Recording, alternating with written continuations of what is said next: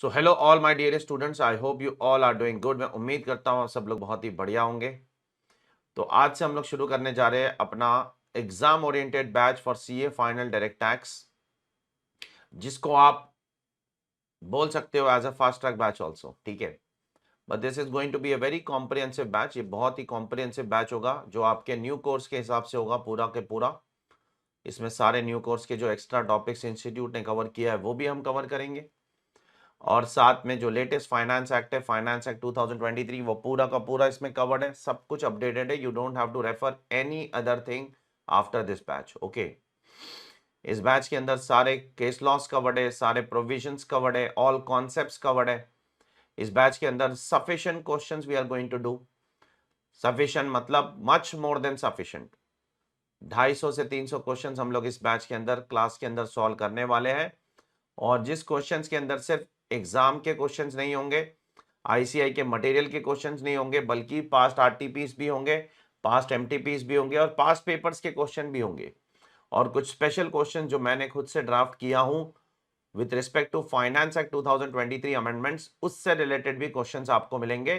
तो you don't have to worry that हमारी question की प्रैक्टिस होगी कि नहीं। Sufficient question practice will be done in class, don't worry about it. Okay, now so क्या क्या मिलने वाला है हमको, जैसे कि आपको पता होगा, आपको इफेक्टिवली दो किताब मिलने वाली है। एक तो आपकी 2 वॉल्यूम मिलने वाली है आपको कलर बुक की, जिसके अंदर आपके 100% कॉन्सेप्ट्स कवर्ड है सारे टॉपिक्स के। और दूसरा आपको एक कॉम्प्रिहेंसिव क्वेश्चन बैंक मिलने वाला है, ठीक है, जिसके अंदर आईसीआई मटेरियल के क्वेश्चंस कवर्ड है, past RTPs, past MTPs, past exam papers, और लेटेस्ट फाइनेंस एक्ट 2023 के जितने भी अमेंडमेंट्स है उस पे जो क्वेश्चंस बन सकते थे वो हमने बना बना के उसमें डाले हैं, और हम क्लास में उसके साथ उसको सॉल्व भी करेंगे। ठीक है, so it's a one stop solution. You don't have to refer here and there. आपको यहाँ वहां कुछ देखने की जरूरत नहीं है। ये आपके लिए एक वन स्टॉप सोल्यूशन है। एक बार आपने ये बैच कर लिया तो आपको फिर कुछ और करने की जरूरत बिल्कुल भी नहीं है। ठीक है, नाउ किसको रेगुलर बैच लेना चाहिए, किसको फास्ट ट्रैक बैच लेना चाहिए, ये एक बहुत बड़ी कहानी है। उस पर मैंने एक ऑलरेडी वीडियो डाला है, वो आप जाकर देख लेना। ठीक है, कि किसको रेगुलर बैच लेना चाहिए, किसको फास्ट ट्रैक बैच लेना चाहिए। मैं उम्मीद करता हूं जिसने भी ये बैच लिया है उसने सोच समझ के ही लिया होगा कि फास्ट ट्रैक उसको ज्यादा सूट कर रहा है या रेगुलर उसको ज्यादा सूट कर रहा है। ठीक है, उस चक्करों में मैं अभी फिलहाल नहीं पढ़ना चाहता हूं। हाँ, हम लोग कैसे करने वाले पूरा का पूरा बैच, 100% कॉन्सेप्ट क्लियर होंगे, सारे के सारे प्रोविजंस आपको पढ़ाए जाएंगे, एक भी प्रोविजन नहीं छूटेगा। बहुत सारे क्वेश्चंस, जैसे मैंने बताया आपको 250-300 क्वेश्चंस भी मैं क्लास में सॉल्व करवाऊंगा। साथ साथ में आपको लेटेस्ट अमेंडमेंट्स भी कराए जाएंगे। इंस्टीट्यूट के मटेरियल में जो केस लॉस कवर्ड है, इंस्टीट्यूट ने कवर किया है, हाई कोर्ट सुप्रीम कोर्ट के जो जजमेंट्स है वो भी हम लोग करेंगे। ये सब कुछ हम लोग कम से कम समय में करने की कोशिश करेंगे। कितना समय लगेगा सर? फिर भी जनरली ये स्टूडेंट्स को डाउट होता है, 125 से 130 घंटे, 5 घंटे ऊपर नीचे हो सकता है। ठीक है, उतने आवर्स में हम लोग पूरा का पूरा बैच कंप्लीट करने की कोशिश करेंगे, ताकि कम से कम समय में आपका मैक्सिमम से मैक्सिमम कंटेंट हो जाए, which is more comprehensive than any other thing in this entire world. Okay, so without wasting any further time, एक दो चीज और बता देना चाहता हूं। ये हमारी किताब है जो बोर्ड पे आप देख सकते हो। जो डेमो देख रहे हैं यूट्यूब पे, मैं उन लोगों के लिए बता रहा हूँ जिसने बैच एनरोल कर लिया है, ऑब्वियसली उनके पास तो हमारी किताब होगी। तो ये हमारी किताब है, 2 वॉल्यूम्स होगी उसके अंदर। ये किताब के अंदर हमने पहले एक सुपर इंडेक्स डाला है। सुपर इंडेक्स के अंदर आपको एक एक चीजों का माइन्यूट डिटेलिंग मिलेगी, कौन कौन से प्रोविजंस कौन कौन से पेज के ऊपर है। ठीक है, ये हमारा सुपर इंडेक्स है। उसके बाद आपका जो इंडेक्स का प्रीफेस है, प्रीफेस के अंदर लिखा गया है कि हमने बुक को कैसे डिवाइड किया है। बुक के अंदर हमने बहुत सारे कलर का यूज किया है, जैसे इंपॉर्टेंट पॉइंट्स को रेड में हाईलाइट कर दिया है हमने पहले के पहले ही। आपको कुछ करने की जरूरत नहीं है। सारे अमेंडमेंट्स ऑलरेडी ग्रीन कलर में, आपको कुछ करने की जरूरत नहीं है। सारे case laws already blue colour में, आपको कुछ करने की जरूरत नहीं है। सेक्शन नंबर्स अगर आप याद रखना चाहते हैं, उसका कितना इंपॉर्टेंस है, कितना याद रखना चाहिए, ये मैं बैच के दौरान आपको बता दूंगा। ठीक है, तो वो आपको पर्पल कलर में मिलेगा, ताकि आप क्लियर आइडेंटिफिकेशन कर सको कौन सा एस्पेक्ट, कौन सा एरिया किस मुद्दे पे बात कर रहा है। अच्छा, ग्रीन है तो ग्रीन है तो अमेंडमेंट है। अच्छा, ब्लू है तो मतलब ये कोई हाई कोर्ट या सुप्रीम कोर्ट का केस लॉ है। अच्छा, रेड है मतलब ये बहुत इंपॉर्टेंट पॉइंट है, इस पे हमको ज्यादा फोकस करना है, वो चीजें हमको अच्छे से याद रखनी होगी। तो इस तरीके से हमने ब्यूटीफुली सारी की सारी किताब को कम से कम पेजेस में कवर करने की कोशिश की है। लगभग 500 पेज की हमारी टोटल इनकम टैक्स की किताब है, जिसके अंदर 100% कॉन्सेप्ट्स कवर्ड है। बहुत ज्यादा बल्कि बना दूंगा, एग्जाम के दिन रिकैप भी नहीं हो पाएगी, और बहुत ज्यादा छोटी बना दूंगा तो कंटेंट के साथ कॉम्प्रोमाइज हो जाएगा। तो हमको बीच का रास्ता अपनाना है।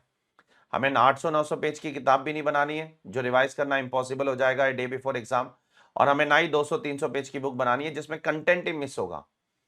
तो हमने उतने नंबर के पेजेस की बुक बनाई है जिसमें कंटेंट में भी कॉम्प्रोमाइज नहीं हो, साथ साथ में आपका टाइमिंग में भी कॉम्प्रोमाइज नहीं हो on the day before exams. ठीक है, तो ये आपका इंडेक्स है, इस तरीके से आपका पूरा का पूरा इंडेक्स दिखेगा। ठीक है, उसके बाद आपका पूरा पहला टॉपिक शुरू होगा। सारे टॉपिक वाइज यहां पर आपको इंडेक्स के अंदर डिटेल्स मिल जाएगी। ऐसी 2 किताबें। इसके अलावा हम आपको एक क्वेश्चन बैंक भी देंगे, जो बहुत ही ज्यादा कॉम्प्रिहेंसिव क्वेश्चन बैंक है। यहां पर आप देख सकते हो बोर्ड के ऊपर, ये क्वेश्चन बैंक के अंदर आईसीआई मटेरियल के क्वेश्चंस कवर्ड है, मॉक टेस्ट कवर्ड है, सजेस्टेड आंसर्स कवर्ड है, आरटीपीस कवर्ड है। ठीक है, फाइनेंस एक्ट 2023 के क्वेश्चंस भी कवर्ड है। प्लस इस क्वेश्चन बैंक की एक ब्यूटी आपको बताता हूं मैं, इस क्वेश्चन बैंक के अंदर हमने सारे क्वेश्चंस को स्टार कैटेगरी में डिवाइड किया है। अब ये पहला टॉपिक इतना इंपॉर्टेंट टॉपिक नहीं है, तो इसमें आपको कुछ क्वेश्चंस मिलेंगे जो 3 स्टार है, कुछ क्वेश्चंस 4 स्टार। अब जो क्वेश्चंस बहुत ज्यादा इंपॉर्टेंट है वो 5 स्टार। ये क्यों जरूरी है? ताकि एग्जाम के एक दिन पहले अगर आपको सिलेक्ट करना पड़े कि कौन सा क्वेश्चन हम देखें, कौन से क्वेश्चन हम नहीं देखें, तो कम से कम आपके पास आइडिया होना चाहिए। नहीं तो इतने सारे क्वेश्चंस आप क्लास में तो कर लोगे, घर पे भी रिवाइज कर लोगे, लेकिन एग्जाम के एक दिन पहले जब आपको उसको रिवाइज करने का टाइम आएगा, then you will not be able to do it. इसीलिए we have divided all the questions into different star category. अलग अलग स्टार कैटेगरी में आपको सारे क्वेश्चंस दिखेंगे, ताकि आपको 5 स्टार क्वेश्चन एग्जाम के दिन देखना ही है। उसके अलावा 3 स्टार क्वेश्चंस आप सीधा इग्नोर कर सकते हो। 4 स्टार क्वेश्चन आप अपने समय के हिसाब से डिसाइड कर सकते हो वेदर देखना है कि नहीं देखना है। ठीक है, तो अब आपको एक पूरा रोड मैप दे दिया मैंने, एग्जैक्टली आपको क्या करना है। ठीक है, कि आपको कैसे पढ़ना है, आपको बस जो हम क्लास में कर रहे हैं बस वो पढ़ना है अच्छे से, और क्लास में जो क्वेश्चंस करा रहे हैं वो अच्छे से सॉल्व करना है। क्लास में हम लोग एक बार कर लेंगे, एक बार आप अपने हिसाब से कर लो बस। उसके बाद आप YouTube पे रिवीजन वीडियोस देखते रहो, आपका काम इनकम टैक्स में खत्म हो जाएगा। उससे ज्यादा इनकम टैक्स में कुछ भी करने की जरूरत नहीं है। ठीक है, now without wasting any further time, सबसे पहला टॉपिक जो हम लोग आज उठाने वाले हैं वो है profits and gains from business and profession. बड़ा टॉपिक है, सबसे बड़ा टॉपिक है आपके सिलेबस के अंदर, सबसे ज्यादा समय आपको इसी में लगने वाला है। Profits and gains from business and profession.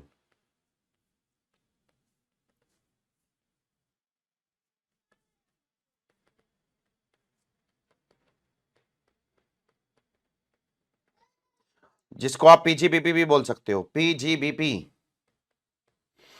Short में हम लोग आज के बाद इसको पीजीबीपी बोलेंगे। ठीक है सर, ये टॉपिक तो सीए इंटर में किया था। हाँ, सीए इंटर में तुमने जो किया था और सीए फाइनल में तुम जो करने वाले हो उसमें बहुत जमीन आसमान का फर्क है। ठीक है, सीए इंटर में किया था, कुछ टॉपिक सीए इंटर में भी आपने किए होंगे, जैसे PGBP, capital gains, IFOS, salary, HP, ये सब चैप्टर 6 है।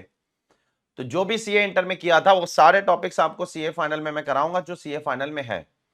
एक गुड न्यूज दे देता हूं, न्यू कोर्स के अंदर आपके 2 टॉपिक सीए फाइनल से निकल गए, सरदर्द निकल गया 2 जीवन का। पहला, एक सैलरी टॉपिक सीए फाइनल से निकल चुका है, बहुत अच्छी बात है। और दूसरा, आपका हाउस प्रॉपर्टी का जो टॉपिक था वो भी सीए फाइनल से निकल चुका है। ये 2 टॉपिक सीए फाइनल में अब रेलेवेंट नहीं है। ठीक है, न्यू कोर्स में इंस्टीट्यूट ने इसको निकाल दिया है।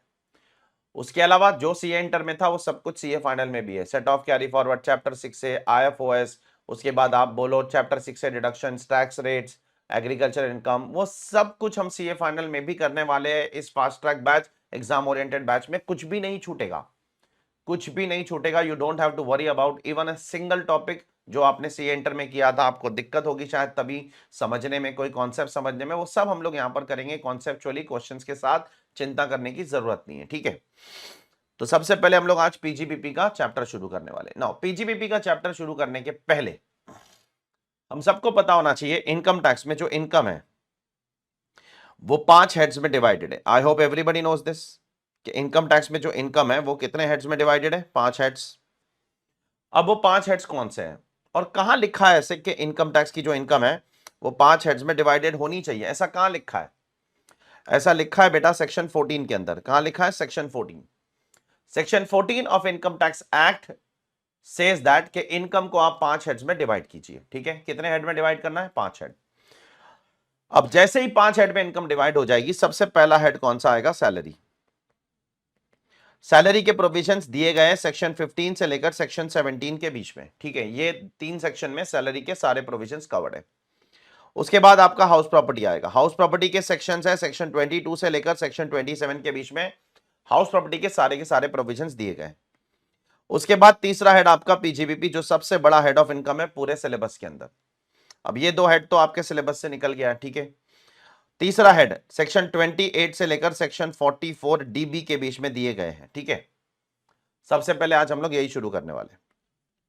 चौथा हेड कैपिटल गेन्स है, जो सेक्शन 45 से लेकर सेक्शन 55 ए के बीच में दिया गया है। और पांचवा हेड आपका इनकम फ्रॉम अदर सोर्स, जो सेक्शन 56 से लेकर सेक्शन 59 के बीच में दिया गया है, ठीक है।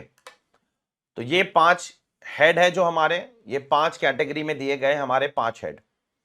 अब क्यों बता रहे हो सर, हमको तो पता है ये सब कुछ। हाँ आपको पता है, बस मैं एक बार आपको सेक्शन बताना चाहता था कि कौन से सेक्शन में ये क्लासिफिकेशन होती है इनकम की, शायद वो सेक्शन आपको नहीं पता होगा। दूसरी चीज, एक बार मैं आपको रेंज बताना चाहता था कि ये रेंज ऑफ सेक्शंस है जिसमें हर एक हेड कवर्ड है, ठीक है। अब किसी भी हेड में आने के कुछ कंडीशंस होते हैं, उसको बोलते हैं चार्जिंग सेक्शन। मैं सैलरी में कब आऊंगा, जब मेरा और मेरे एम्प्लॉयर का एम्प्लॉयर एम्प्लॉय रिलेशनशिप होगा, तब मैं सैलरी में आऊंगा। अदरवाइज मेरी इनकम सैलरी में आ ही नहीं सकती है। मैं हाउस प्रॉपर्टी में कब आ सकता हूं सर, बताइए। कुछ कंडीशंस है उसकी। There has to be a building और लैंड अपर्टेनेंट देयरटू। आपके पास बिल्डिंग होनी चाहिए, उसको लगी हुई लैंड होनी चाहिए, तो आप हाउस प्रॉपर्टी में आओगे। सेकंड कंडीशन, उस बिल्डिंग के आप ओनर होना चाहिए। थर्ड कंडीशन, वो बिल्डिंग आप बिजनेस और प्रोफेशन के लिए यूज नहीं करना चाहिए। तीसरा कंडीशन, ये 3 कंडीशन फुलफिल करो, आप आ जाओगे इनकम फ्रॉम हाउस प्रॉपर्टी में। तो ये कहां लिखा है सर कि मैं कब कौन से हेड में आऊंगा, वो कहां लिखा है? वो हर एक हेड के पहले सेक्शन में लिखा है। हर एक हेड का पहला सेक्शन आपको बताता है कि आप उस हेड में कब आओगे, आप पीजीबीपी में कब आओगे, आप आईएफओएस में कब आओगे, आप एचपी में कब आओगे, आप सीजी में कब आओगे, आप कैपिटल गेन्स में कब आओगे, वो आपको पहला सेक्शन बताएगा। उसी तरीके से आज हमको सबसे पहले पीजीबीपी का पहला सेक्शन पढ़ना है। हम लोग ऑर्डर में जाने वाले, पहले 28, फिर 29, फिर 30, इस तरीके से इस ऑर्डर में जाएंगे। लेकिन आपको प्योर क्लासिफिकेशन पता होना चाहिए कि कौन सा सेक्शन किस मुद्दे पे बात कर रहा है। तो सेक्शन 28 आपको बताता है कि आपकी इनकम पीजीबीपी में कब आएगी। चार्जिंग सेक्शन की बात करता है सेक्शन 28, ठीक है। अब सेक्शन 28 के अंदर जो चार्जिंग सेक्शन है, बोर्ड पे लिख रहा हूं मैं, जरा गौर से देखिएगा सभी लोग।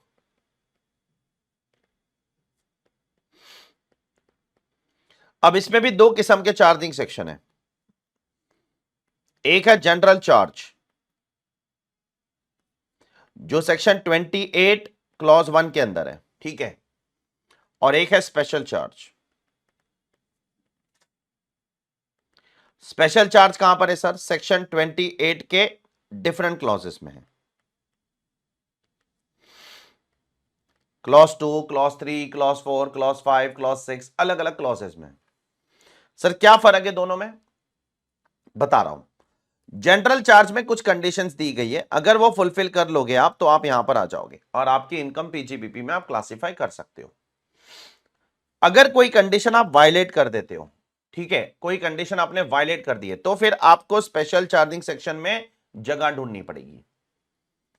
तो स्पेशल चार्जिंग सेक्शन एक सेफ्टी के लिए बनाया गया है। अगर जनरल चार्जिंग सेक्शन के कोई भी कंडीशन अगर आप वायलेट कर देते हो, तो आप ऐसा मत सोचना कि आप पीजीबीपी में नहीं आओगे। तब भी आ सकते हो आप पीजीबीपी में, तब आपको जाना पड़ेगा स्पेशल चार्जिंग सेक्शन, सेक्शन 28 के अलग अलग क्लॉजेस में। आज हम लोग पढ़ने वाले हैं सिर्फ और सिर्फ जनरल चार्ज। आज हम लोग स्पेशल चार्ज में इंटरेस्टेड नहीं है, हमको सिर्फ जनरल चार्ज की बातें करना है आज। जनरल चार्जिंग सेक्शन में क्या कंडीशंस दिए गए वो सब पढ़ेंगे हम लोग। स्पेशल चार्ज के बारे में हम लोग एकदम चैप्टर के एंड में पढ़ेंगे, जब हमारा पीजीबीपी ऑलमोस्ट खत्म होने वाला रहेगा ना, तब हम लोग उसको उठाएंगे, डोंट वरी, ठीक है। कुछ चीजें फ्लो ऑफ सब्जेक्ट में नहीं बैठती है, तो उसके लिए हमको उसको थोड़ा सा बीच में से छोड़कर, जब उसका रेलेवेंट पार्ट आएगा, लिंक करके उसको पढ़ाएंगे हम। उसके बारे में आपको चिंता करने की कोई भी जरूरत नहीं है। सिलेबस खत्म होने पर आप बुक चेक करना, एक भी प्रोविजन नहीं छूटेगा, एक भी कॉन्सेप्ट नहीं छूटेगा, ठीक है। तो जनरल चार्जिंग सेक्शन के बारे में बात करना है। मैं कब पीजीबीपी इनकम में आऊंगा, व्हाट आर द कंडीशंस, ऐसे कौन कौन से कंडीशंस मुझे फुलफिल करने हैं कि मेरी इनकम कहां क्लासिफाई हो जाए पीजीबीपी इनकम में। तो सुनिए जरा जनरल चार्जिंग सेक्शन की कहानी, पे अटेंशन प्लीज। सेक्शन 28(1) क्या बोलता है, पे अटेंशन। General charge. ये बोलता है कुछ कंडीशंस आपको फुलफिल करने पड़ेंगे। क्या सर?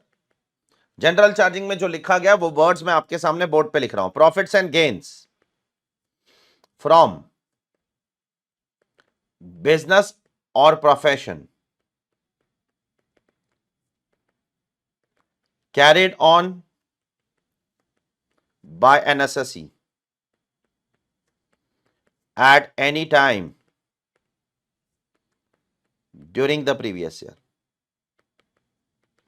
ये लिखा गया जनरल चार्जिंग सेक्शन में, ठीक है। कि आप क्या करो, आप प्रॉफिट्स एंड गेन्स कमाइए। कैसे कमाइए? बिजनेस करके कमाइए, प्रोफेशन करके कमाइए। कौन कमाएगा? असेसी कमाएगा। कब कमाएगा? एट एनी टाइम कमाएगा। अब इन सारे शब्दों का मतलब हमको समझना है। सबसे पहले सर बिजनेस का मतलब क्या होता है? सर प्रोफेशन का मतलब क्या होता है? सर प्रॉफिट्स एंड गेन्स का मतलब क्या होता है? Sir carried on by an assessee का मतलब क्या होता है?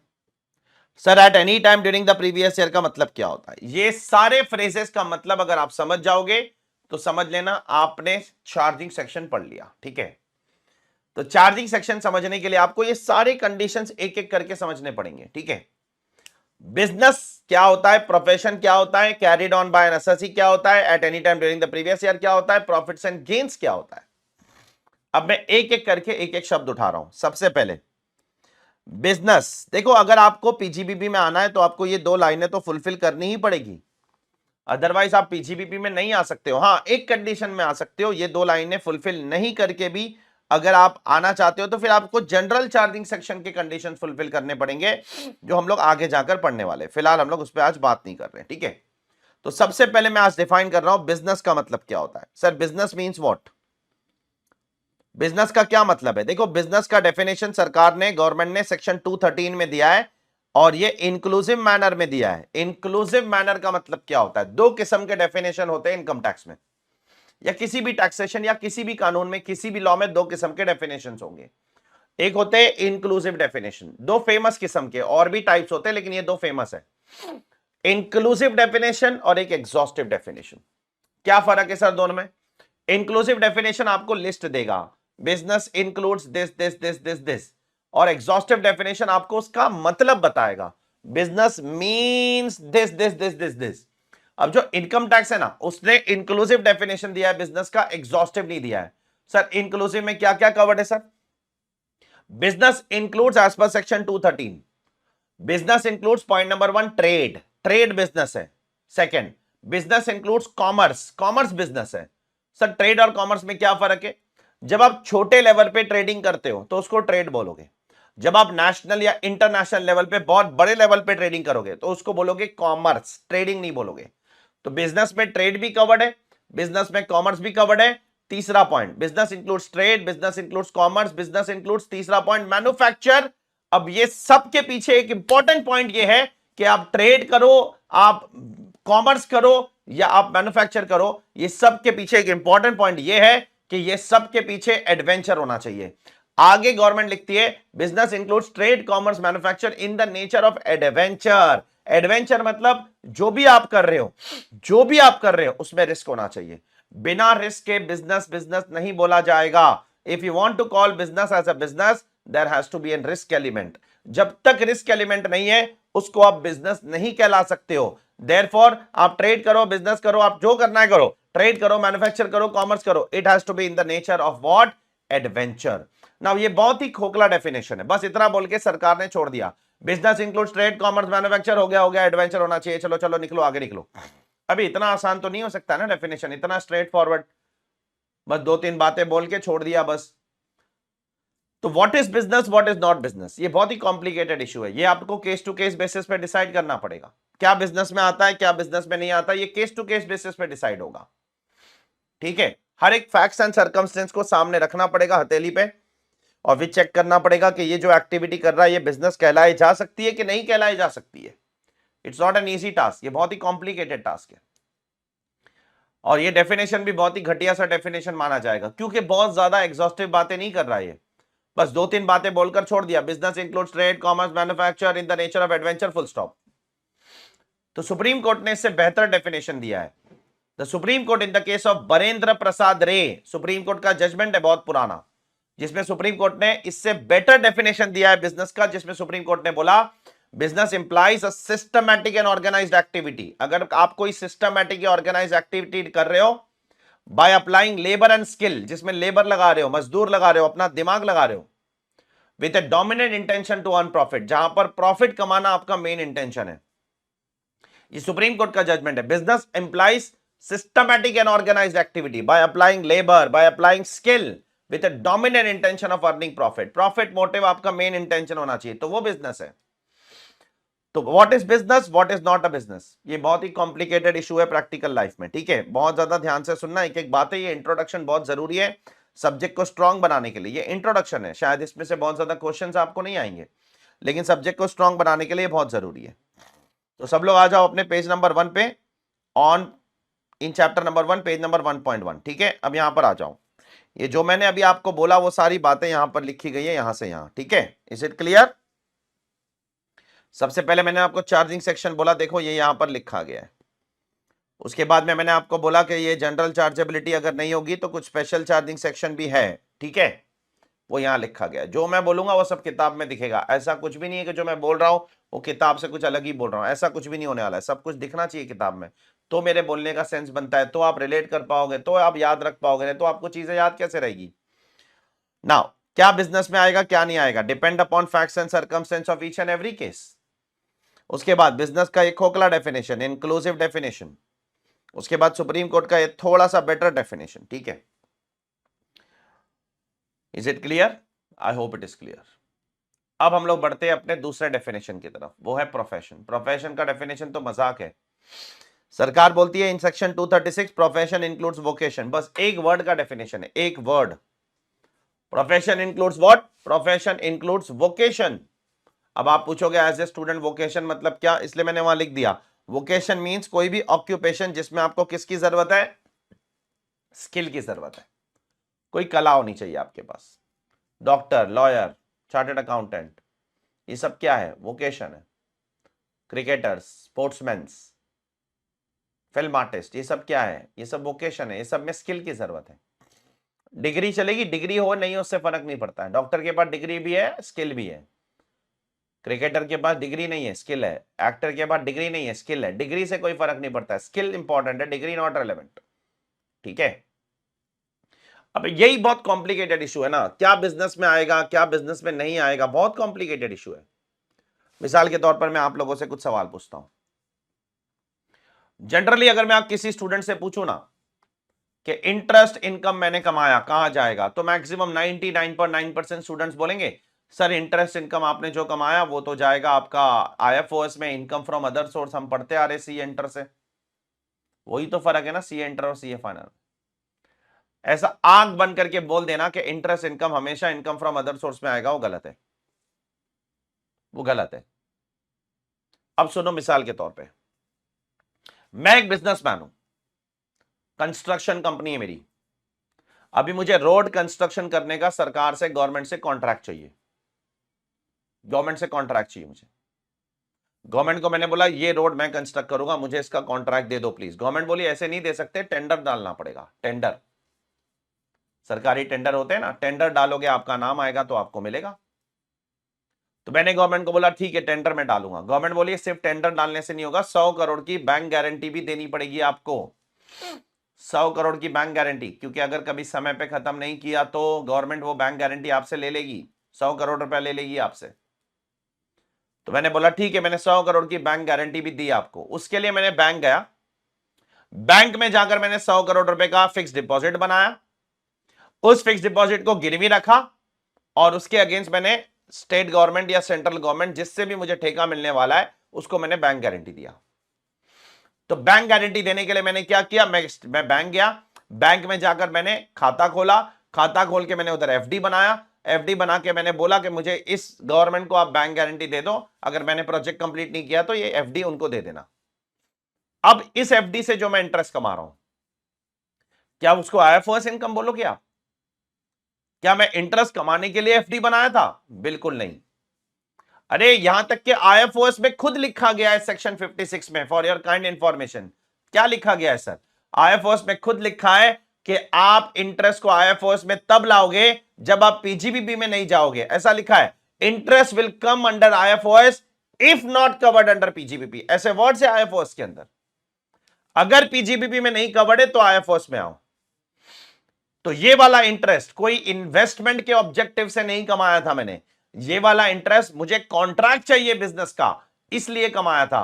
तो ये वाला इंटरेस्ट क्या बोलती है गवर्नमेंट, यहां पर कोड भी बोलता है कि ये कहां चला जाएगा, ये चला जाएगा आपका इनकम फ्रॉम पीजीबीपी में। पढ़िए, यहां पर कुछ टेक्निकल वर्ड्स भी है, उसका मतलब समझाता हूं। Interest income on deposit made in the bank which has furnished bank guarantee on behalf of the assessee for a tender. Now this is not an independent investment activity. ये investment के objective से मैंने ये tender के ये FD नहीं बनाया था, ये तो मुझे बिजनेस का कॉन्ट्रैक्ट चाहिए था। This is इनएक्सट्रिकेबली linked. इनएक्सट्रिकेबली का मतलब होता है, लिख लो वहां पर चाहिए तो क्लोजली, ऐसे बीच बीच में थोड़े थोड़े भारी वर्ड्स यूज करने का एग्जाम में, ठीक है, एग्जामिनर को अच्छा लगता है। क्लोजली के बदले बोलने का इनएक्सट्रिकेबली, नहीं भी यूज करोगे तो चलेगा, इट्स ओके। तुम्हारे स्टडी मटेरियल में कवर्ड था इसलिए मैंने आपको बता दिया। It is inextricably linked with the activity of business.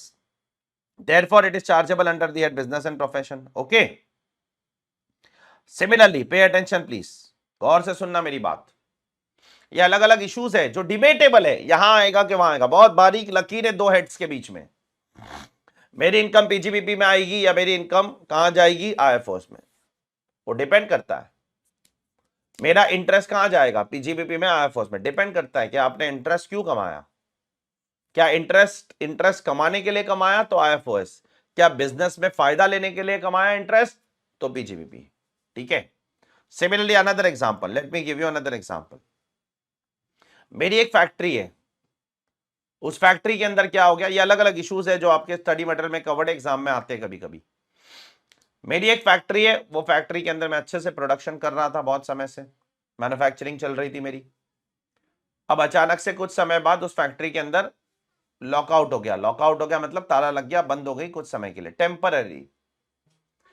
अब अंदर मैं देख रहा हूं मेरी प्लांट एंड मशीनरी, फर्नीचर, ये सब जंग खा रहे हैं। तो मैंने क्या सोचा, किसी को ये लेट आउट कर देता हूं कुछ समय के लिए, ठीक है। तो मैंने किसी को ये लेट आउट कर दिया, ये मेरा बिजनेस सेंस है, ये मेरा बिजनेस इंटेलिजेंस है।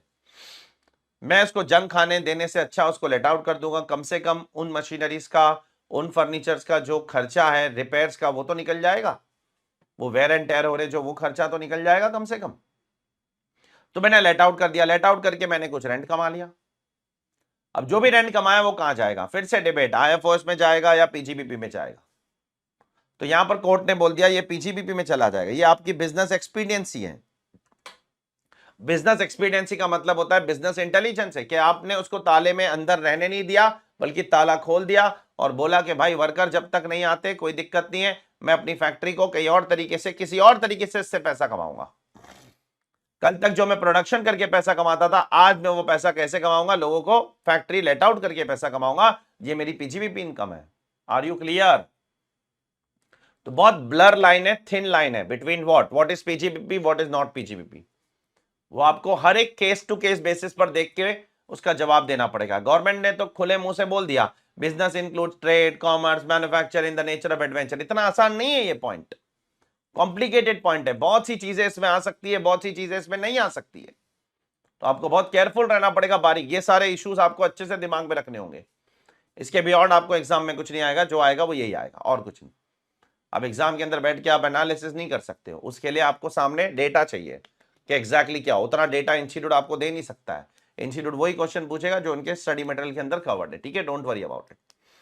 अब तीसरा वाला देखो, जनरली अगर मैं किसी को गोडाउन लेट आउट करता हूं, कहां जाएगा बोलो, गोडाउन है मेरे पास, मैंने लेट आउट किया, कहां जाएगा। एक नॉर्मल दिमाग क्या सोचेगा, नॉर्मल दिमाग सोचेगा इनकम फ्रॉम हाउस प्रॉपर्टी, और क्या भाई, अगर किसी को गोडाउन अपन लेट आउट करते हैं तो इनकम फ्रॉम हाउस प्रॉपर्टी में आएगा ना, और कहां आएगा, ठीक है।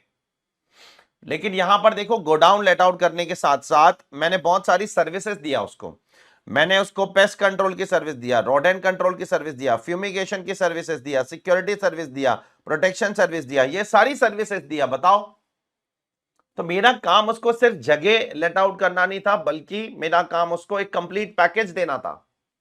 जो मैंने उसको दिया, तो इस कंप्लीट पैकेज के लिए जो भी इनकम मैं कमाऊंगा, कोर्ट ने बोला वो पीजीबीपी इनकम होगी, वो इनकम फ्रॉम हाउस प्रॉपर्टी नहीं होगी। अगर आप खाली सिर्फ एम्प्टी एम्प्टी गोडाउन अगर लेट आउट करते तो वो आपका जा सकता था कहां पर, इनकम फ्रॉम हाउस प्रॉपर्टी। लेकिन अगर आप लेट आउट करते समय एम्प्टी गोडाउन नहीं दे रहे हो, एम्प्टी गोडाउन के साथ साथ बहुत सारी सर्विसेज दे रहे हो, तो वो इनकम उसकी इनकम फ्रॉम पीजीबीपी में चले जाएगी। Are you clear? Please tell me.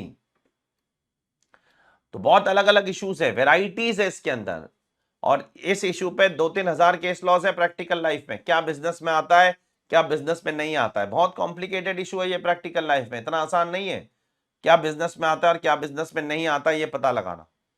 Another example, बहुत इंपॉर्टेंट केस लॉ है, मार्क करो इसको, चेन्नई प्रॉपर्टीज लिमिटेड, ये नाम भी याद रखो अगर हो सके तो। क्या हुआ था इसके अंदर, जनरली अगर इंसान कुछ लेट आउट करता है तो उसकी इनकम कहां जाती है, income from house property.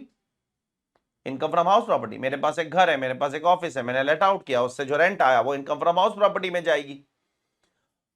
But ये स्पेशल एसएससी है, इसने एक कंपनी बनाया, Chennai properties and investment limited, Rayala corporation private limited, ये दो अलग एसएससी है, इन दोनों का सेम केस है। लेकिन इन्होंने एक कंपनी बनाई, उस कंपनी के अंदर मेमोरेंडम ऑफ एसोसिएशन में लिखा उनका main object is to let out property, उनका main object is to acquire property and then let out, ये उनका मेन ऑब्जेक्ट है।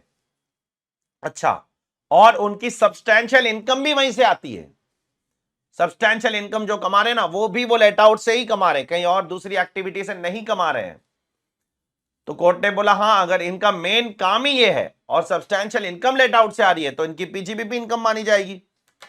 जैसे मॉल वालों का मेन इनकम क्या है, मॉल वाले, शॉपिंग मॉल है, वो लेट आउट करते हैं, वो लेट आउट करके पैसा कमाते हैं। जैसे अभी अंबानी ने जियो मॉल बनाया, यहां पर अंबानी ने बॉम्बे में, मुंबई में बीकेसी में एक जियो मॉल बनाया, उसमें एप्पल को उसने लेट आउट किया, 40 लाख रुपए रेंट है पर मंथ, उसमें सारे इंटरनेशनल ब्रांड्स, लुई विटॉन, ये वो पता नहीं कौन कौन से ब्रांड्स हैं, 40 से 50 लाख रुपए रेंट है पर मंथ।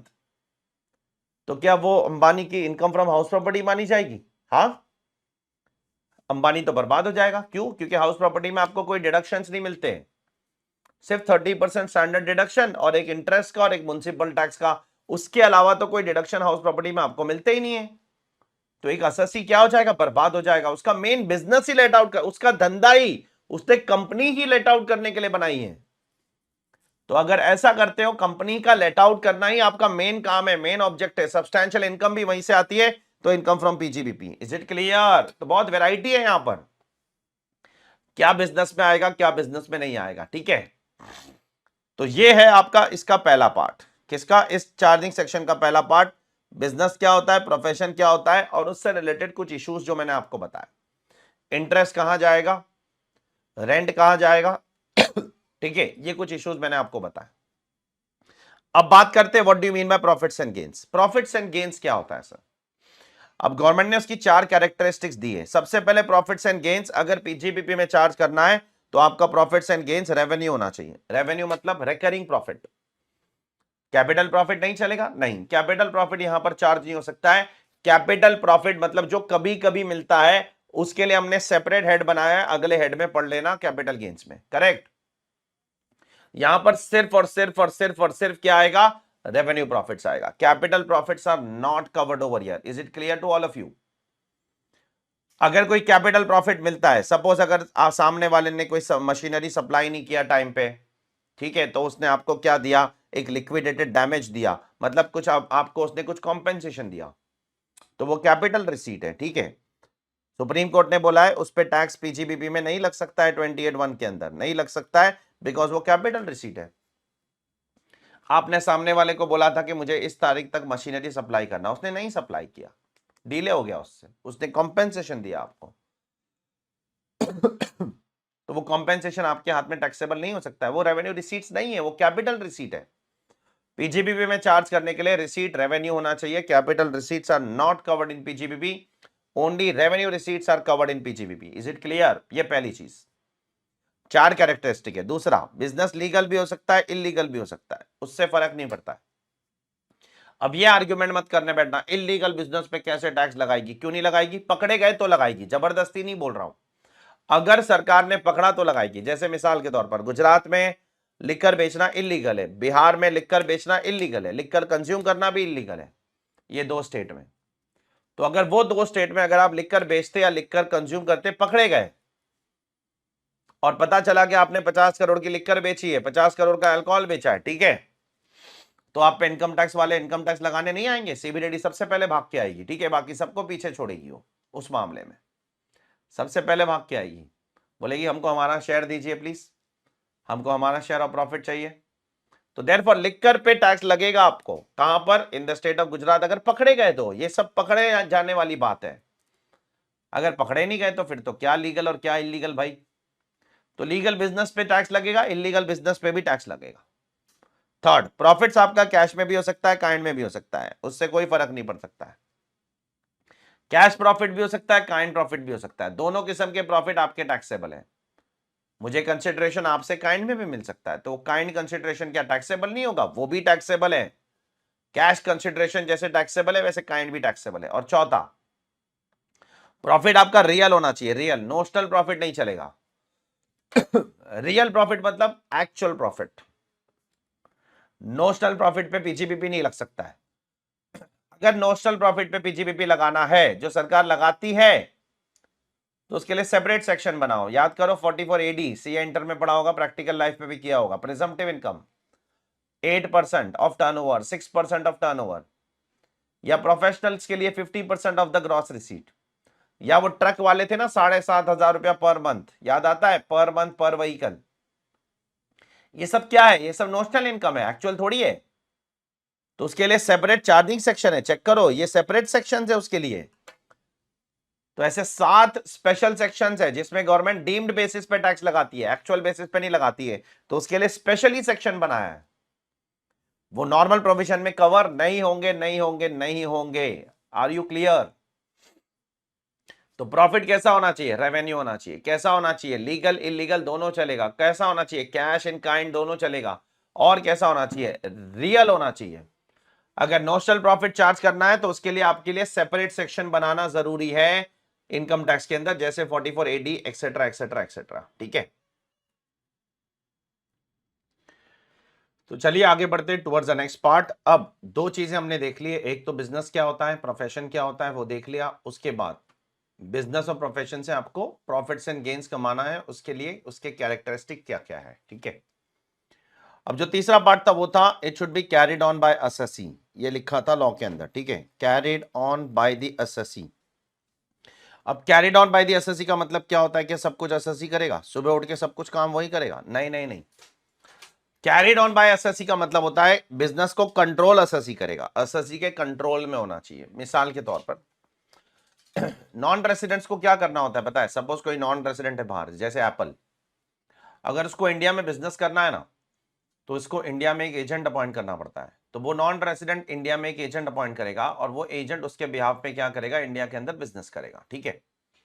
अब जब वो एजेंट इंडिया में उसके बिहाफ पे बिजनेस कर रहा है, ठीक है, सुनो गौर से, तो बिजनेस को कंट्रोल कौन कर रहा है? कंट्रोल तो नॉन रेसिडेंट ही कर रहा है, वो एजेंट थोड़ी कर रहा है इंडिया में। तो असेसी कौन हुआ? वो एजेंट हुआ क्या? नहीं नहीं नहीं, असेसी तो वो नॉन रेसिडेंट ही हुआ जो कंट्रोल कर रहा है।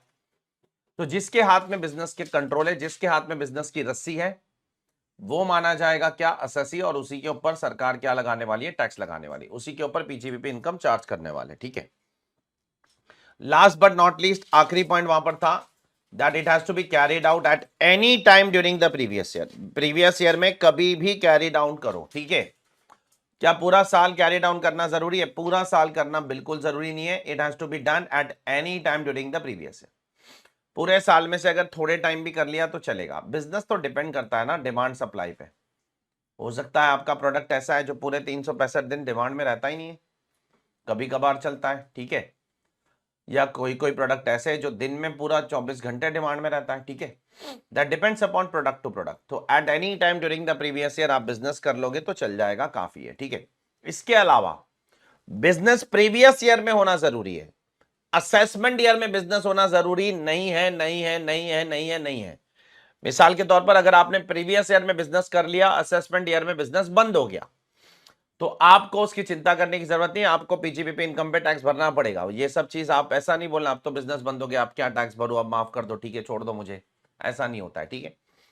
तो इस बात से आपका ये चार्जिंग सेक्शन यहां पर खत्म होता है। और जैसे ये चार्जिंग सेक्शन खत्म होता है, एक इंपॉर्टेंट चीज मुझे आप लोगों को बताना है कि आपके एग्जाम के लिए कौन सा बजट एप्लीकेबल है।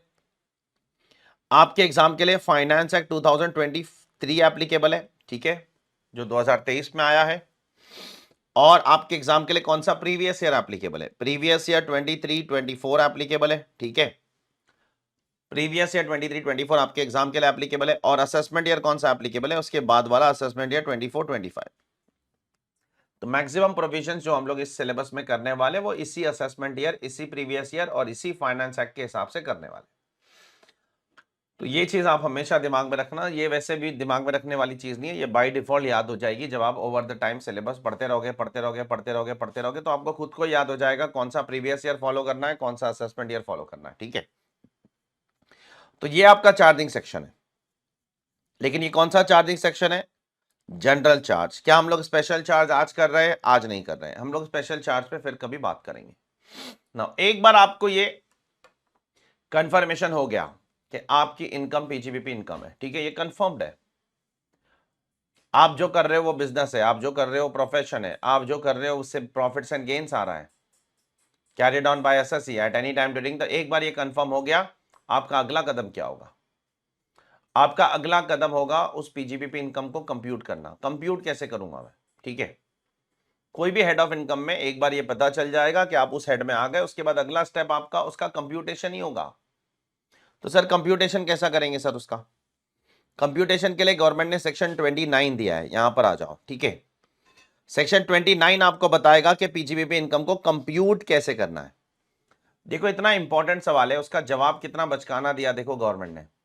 मैंने पूछा, इतना इंपॉर्टेंट सवाल पूछा, how to compute PGBP income, government बोलती है in accordance with section 30 to 43D। भाई 30 से लेकर 43D पढ़ ले, अपने आप आ जाएगा पीजीबीपी इनकम कैसे कंप्यूट करने का।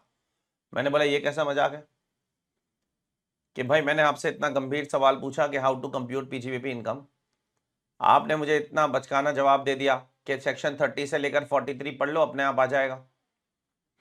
क्या है सेक्शन 30 से 43 के बीच में, सेक्शन 30 से 43 के बीच में सारे डिडक्शंस हैं, सारे डिसअलावेंसेस। कौन कौन से खर्चों का डिडक्शन आपको मिलेगा, कौन कौन से खर्चों का डिडक्शन आपको नहीं मिलेगा, वो दिया गया है सेक्शन 30 से 43 के बीच में। मैं पढ़ भी लूंगा तो क्या करूंगा, ठीक है। मान लो मैंने पढ़ लिया डेप्रिसिएशन का डिडक्शन मिलेगा, मान लो मैंने पढ़ लिया सैलरी का डिडक्शन मिलेगा, बैड डेट्स का डिडक्शन मिलेगा, इंटरेस्ट का डिडक्शन, पढ़ लिया मैंने, सब पढ़ लिया, सब आता है मुझे। अब क्या करूं, पढ़ के क्या करूं, एक पीएनएल भी तो होना चाहिए ना। याद करो आप क्या करते थे सी एंटर में, बताइए पीजीबीपी इनकम कैसे कंप्यूट करते हो आप प्रैक्टिकल लाइफ में या सी एंटर में। आपका पीजीबीपी इनकम क्या बिना पीएनएल के बन सकता है, निकल सकता है, नहीं। एक नेट प्रॉफिट तो चाहिए ना एज पर पीएनएल, उसके बगैर कैसे निकालो, ठीक है। पीजीबीपी इनकम सेक्शन 30 से 43 सब पढ़ लिया, कुछ भी नहीं छोड़ा, फिर भी कैसे निकालू बताओ, net profit as per PNL. PNL तो होना चाहिए ना मेरे पास एक, उसके बगैर पीजीबीपी इनकम आ ही नहीं सकती है। तो गवर्नमेंट ने पीएनएल बनाने के लिए एक सेक्शन बनाया है, section 145। Section 145 talks about books of accounts, ठीक है। और इसमें 3 सब सेक्शन है, सुनो गौर से। तीनों सब सेक्शन के बारे में मैं बात करता हूं एक एक करके। सबसे पहले सब सेक्शन 1। सब सेक्शन 1 बोलता है अगर आप पीजीबीपी एसएससी हो या आप आईएफओएस एसएससी हो, ठीक है, आप पीजीबीपी इनकम कमाते हो या आईएफओएस, ये दो में से कोई भी इनकम कमाते हो, तो आपके पास दो ऑप्शन है। या तो आप मर्केंटाइल सिस्टम फॉलो करो जो अक्रूवल सिस्टम होता है, या तो आप कैश सिस्टम फॉलो करो। दोनों में से जो भी फॉलो करना है फॉलो करो, लेकिन रेगुलरली फॉलो करना, रेगुलरली फॉलो करना। मर्केंटाइल फॉलो कर रहे हो तो मर्केंटाइल रेगुलरली हर साल वही फॉलो करने का, ईयर बाय ईयर बदलने का नहीं फिर। या कैश फॉलो कर रहे हो तो रेगुलरली वही फॉलो करो, ईयर बाय ईयर बदलने का नहीं। ये सबसेक्शन 1 बोलता है। और सबसेक्शन 1 उस हिसाब से पीएनएल अकाउंट बनाने बोलता है आपको। मर्केंटाइल फॉलो कर रहे हो तो मर्केंटाइल के हिसाब से पीएनएल बनाओ, कैश फॉलो कर रहे हो तो कैश के हिसाब से बनाइए।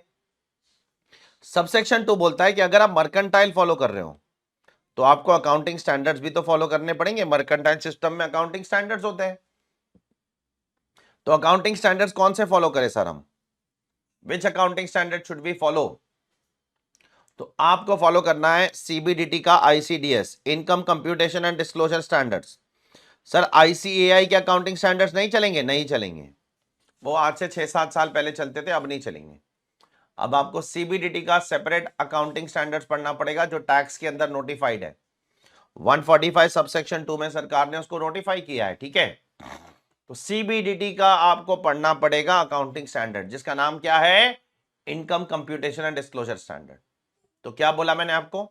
सबसे पहले अगर आप पीजीबीपी या आईएफओएस एसएससी हो, आपके पास दो ऑप्शन है, मर्केंटाइल फॉलो करना है मर्केंटाइल फॉलो करो, कैश फॉलो करना है कैश फॉलो करो। जो भी फॉलो कर रहे हो रेगुलरली फॉलो करो, आप उसको बीच में बदल नहीं सकते हो। उसके बाद एक बार मर्केंटाइल सपोज सिलेक्ट कर लिया, नहीं मुझे मर्केंटाइल फॉलो करना है, और वैसे भी मैक्सिमम लोग प्रैक्टिकल लाइफ में मर्केंटाइल ही फॉलो करते हैं, कैश बहुत कम लोग फॉलो करते। करना है कर सकते हो, कोई मना ही नहीं है, लेकिन कोई करता नहीं है जनरली। तो मर्केंटाइल फॉलो कर रहे हो मर्केंटाइल फॉलो करो, मर्केंटाइल फॉलो कर रहे हो तो आईसीडीएस फॉलो करना पड़ेगा, ठीक है। सबसेक्शन 3 बोलता है अगर आपने सबसेक्शन 1 और सबसेक्शन 2 को वायलेट किया, ठीक है, 1 और 2 को वायलेट किया, 1 और 2 को वायलेट करने का मतलब क्या है कि आपने सबसेक्शन 1 को वायलेट किया, उसका मतलब क्या है? उसका मतलब यह है कि भाई आप रेगुलरली फॉलो नहीं कर रहे हो पीजीबीपी आईएफओएस के अंदर, मर्केंटाइल कैश इधर से उधर से इधर शिफ्ट कर रहे हो, ये मतलब हुआ उसको वायलेट करने का। सबसेक्शन 2 को वायलेट करने का मतलब है आप आईसीडीएस को नहीं फॉलो कर रहे हो। तो यहां पर असेसिंग ऑफिसर बैठा है जो आपका बेस्ट जजमेंट असेसमेंट कर देगा अंडर सेक्शन 144। इसके बारे में ज्यादा डिटेल में आगे जाकर पढ़ेंगे। बेस्ट जजमेंट असेसमेंट बहुत खतरनाक किस्म का असेसमेंट होता है। एक होता है रेगुलर असेसमेंट, नॉर्मल असेसमेंट, एक होता है बेस्ट जजमेंट असेसमेंट। जो बेस्ट जजमेंट असेसमेंट होता है वो बड़ा ही खतरनाक असेसमेंट होता है, ठीक है। तो उसके बारे में हम लोग आगे पढ़ेंगे, मैंने टेक्स्ट बुक में भी लिख के रखा है कि उसके बारे में आप आगे पढ़ लेना, ठीक है। तो ये सारी बातें जो मैंने आपको बोला देखो यहां पर लिखी गई है, आप एक बार पढ़ लो फिर आगे बढ़ते हैं, ठीक है। तो ये जो भी मैंने बोला अभी 145(1) आपको PGBP IFOS mercantile cash regularly follow करना है। 145(2) आपको अकाउंटिंग स्टैंडर्ड फॉलो करना है जो सीबीडीटी ने नोटिफाई किया है, जिसका नाम है income computation and disclosure standards. Sir syllabus में है हमारे यहाँ, थोड़े बहुत आईसीडीएस आपके सिलेबस में है, बहुत ज़्यादा उसका कुछ वेटेज भी नहीं है, ना ही सिलेबस में इतना ज़्यादा है। और अगर कंप्लाई नहीं करोगे सबसेक्शन 1 और सबसेक्शन 2 को तो क्या हो जाएगा आपके साथ हो जाएगा यहाँ पर कांड, बहुत बड़ा। क्या कांड हो जाएगा? एओ आपके अगेंस्ट करेगा best judgement assessment under section 144, ठीक है, जिसके बारे में ज्यादा डिटेल में हम लोग असेसमेंट प्रोसीजर के चैप्टर में पढ़ेंगे। तो आई होप आप लोगों को यह समझ आ गया होगा आप सबको कि हमको पीएनएल कैसे बनाना है। पीएनएल आपको मर्केंटाइल सिस्टम कैश सिस्टम जैसे बनाना है बनाओ, स्टैंडर्ड्स तो आईसीडीएस के फॉलो करके पीएनएल बनाना है, ठीक है। कर लिया, उसके बाद आप सेक्शन 30 to 43D के बारे में बात कर सकते हो, पीजीबीपी के डिडक्शंस, पीजीबीपी के डिसअलावेंस, जो भी वो सब बातें बाद में आएगी, ठीक है। अब पूरा पीजीबीपी दो ही भाग में डिवाइडेड है, एक तो पीजीबीपी के अंदर डिडक्शन है, दूसरा पीजीबीपी में डिसअलावेंसेस है, ठीक है। पूरा पीजीबीपी आपका सेक्शन 30 से 43D अगर आप पढ़ोगे तो दो पार्ट में डिवाइडेड है। डिडक्शंस मतलब आपके लिए अच्छी चीज है, कौन कौन से खर्चे आपको इनकम टैक्स में अलाउड है वो आपको डिडक्शंस में बोले गए, और डिसअलावेंस ये आपके लिए बुरी खबर है, ठीक है। डिसअलावेंसेस में बोला गया है कि कौन कौन से खर्चे आपको इनकम टैक्स में नहीं मिलेंगे, ठीक है, वो डिसअलावेंस में बोला गया है। अब डिडक्शंस कहां दिए गए सर? डिडक्शंस दिए गए सेक्शन 30 से 37 के बीच में, और डिसअलावेंस दिए गए सेक्शन 40 कैपिटल है, सेक्शन 40 स्मॉल है, और सेक्शन 43B के अंदर आपके डिसअलावेंसेस के सारे प्रोविजंस दिए गए, ठीक है। तो डिसअलावेंस के लिए ये 3 मेन सेक्शन है और डिडक्शंस के लिए ये 6-7 मेन सेक्शंस है, ठीक है। हम लोग अपने ऑर्डर में जाएंगे, सबसे पहले हम लोग अच्छी बात करेंगे डिडक्शंस कौन कौन से अलाउड है। एक बार हमारा डिडक्शन खत्म हो जाएगा उसके बाद हम लोग जाएंगे डिसअलावेंसेस पे कि कौन कौन से डिसअलावेंसेस इनकम टैक्स में अलाउड नहीं है। Are you clear? तो पहले हम लोग डिडक्शंस की बात करने वाले हैं, उसके बाद हम लोग डिसअलावेंसेस की बात करने वाले हैं। I hope everyone is clear about it, okay. तो अब डिडक्शंस को भी फर्दर गवर्नमेंट ने क्लासिफाई किया है, ठीक है। मैं उसका आपको एकदम जबरदस्त क्लासिफिकेशन बताता हूं ताकि आपको एग्जैक्ट क्लैरिटी हो कि कौन सा सेक्शन आप पढ़ रहे हो, तो क्यों पढ़ रहे हो, किस कारण से पढ़ रहे हो। और याद रखना ये जो हमारा बैच होगा ये सिर्फ आपको ऐसा थियोरेटिकली पढ़ा के नहीं छोड़ दिया जाएगा, प्रैक्टिकल एस्पेक्ट से भी बताई जाएगी चीजें यहाँ पर काफी हद तक, ठीक है। अब यहाँ पर डिडक्शन जो है आपके सारे के सारे सेक्शन 30 से 37 के बीच में है। ये अच्छी खबर है, गुड न्यूज है। अब इन सबको हमने दो कैटेगरी में डिवाइड किया है। सेक्शन 30 टू 37 इसको आप नाम दे सकते हो स्पेसिफिक डिडक्शन, क्या बोल सकते हो, स्पेसिफिक डिडक्शन। और 37 आपका जनरल डिडक्शन। स्पेसिफिक मतलब स्पेसिफिक नाम के बारे में बात करेगा। कोई डिडक्शन बोलेगा ये रेंट का डिडक्शन है, कोई बोलेगा ये आपका बैड डेट्स का डिडक्शन है, कोई बोलेगा ये डेप्रिसिएशन का है, कोई बोलेगा ये आपका इंटरेस्ट का डिडक्शन है, कोई बोलेगा ये रिपेयर्स है, कोई बोलेगा ये इंश्योरेंस है। तो स्पेसिफिक नाम के साथ आ रहा है। अब जब गवर्नमेंट थक गई नाम ले लेके तो गवर्नमेंट ने एंड में बना दिया जनरल डिडक्शन। बोली अभी और नाम नहीं ले पाएंगे, हम थक गए, इससे ज्यादा नाम हम ले नहीं पाएंगे। तो एंड में गवर्नमेंट ने क्या बना दिया, जनरल डिडक्शन। जनरल डिडक्शन में जो आएगा, कौन आएगा, जो इन स्पेसिफिक डिडक्शंस में नहीं आता है वो जाएगा अपना रास्ता ढूंढने जनरल डिडक्शन में। अब स्पेसिफिक में भी दो कैटेगरी है। एक आपका जो सबके लिए अवेलेबल है, सबके लिए मतलब सारे बिजनेस के लिए अवेलेबल है, सारे प्रोफेशन के लिए अवेलेबल है, और एक जो सिर्फ कुछ सेक्टर्स के लिए अवेलेबल है। तो उसको भी आपको दो कैटेगरी में डिवाइड करना है। जैसे सेक्शन 30, 31, 32, 36, 1, ये चार सेक्शन सबके लिए अवेलेबल है। इसका किसी बिजनेस से, किसी प्रोफेशन से लेना देना नहीं है। आप बिजनेस करते हो, आप प्रोफेशन करते हो, कोई भी बिजनेस करते हो, कोई भी प्रोफेशन करते हो, ले लो, कोई दिक्कत नहीं है। लेकिन ये आपको स्पेसिफिक बिजनेस के लिए ही मिलेगा। जैसे साइंटिफिक रिसर्च करते हो, हॉस्पिटल बनाते हो, होटल बनाते हो, याद है सी एंटर में किया होगा थोड़ा बहुत, या तो आप क्रॉस कंट्री पाइपलाइन बनाते हो, करेक्ट। स्पेसिफिक सेक्टर के लिए, टी कॉफी रबर के बिजनेस में हो, सेक्टर वाइज पे धावा बाद में बोलेंगे। आज हम लोग बोलने वाले स्पेसिफिक डिडक्शंस पे धावा। और स्पेसिफिक में भी आज हम लोग सबसे पहले धावा बोलने वाले सबसे बड़े डिडक्शंस के ऊपर, द बिगेस्ट ऑफ ऑल, सबसे बड़ा डिडक्शन है ये पीजीबीपी का। पीजीबीपी का ही नहीं, पूरे इनकम टैक्स लॉ का सबसे बड़ा डिडक्शन है, सबसे बड़ा। And that is what, section 32 which is depreciation, जो किसके बारे में है, डेप्रिसिएशन के बारे में।